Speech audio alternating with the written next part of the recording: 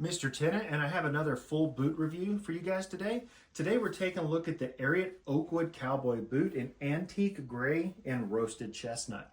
So let's go ahead and dive on in. Now this boot does come in 11 inches tall on the shaft, has a full 1.5 inch composite heel. Now the cool thing about this heel is it has a ton of lip on that spur shelf, so your jeans are going to stack beautifully on this particular boot.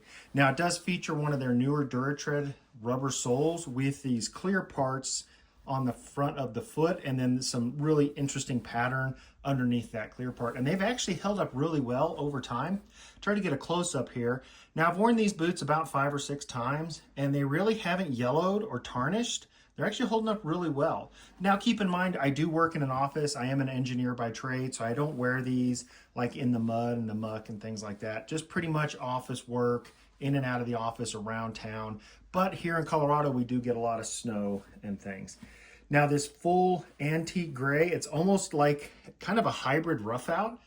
It's a pretty unique finish. It almost looks kind of distressed and worn right out of the box. And they have held up really well, being that they're kind of more of a rough out finish. They don't show imperfections like a kind of a gloss finish would.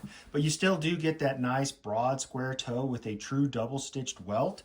You get a full fabric lined upper. Now these are made in China. So it is a really good Ariat boot for made in China. Probably one of my more favorite boots from China. Now keep in mind, I much prefer the Ariat boots made in Mexico, but I find that the Ariat boots made in China do have a place. They tend to be full rubber sole, a little more durable, price point's a little bit lower too. So you kind of get some give and take there. What we're gonna do now is go ahead and slide these on. I'll give you guys my final thoughts. All right, I'm back and I have a pair of Ariat M4 relaxed straight leg jeans that I went ahead and paired with this Oakwood Cowboy Boot.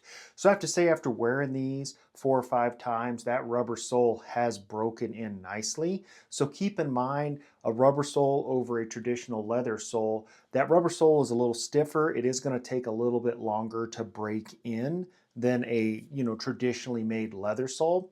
But you do kind of trade off, right? You get a little more durability out of this rubber sole than you do a traditional leather sole. I really like the finish on this leather.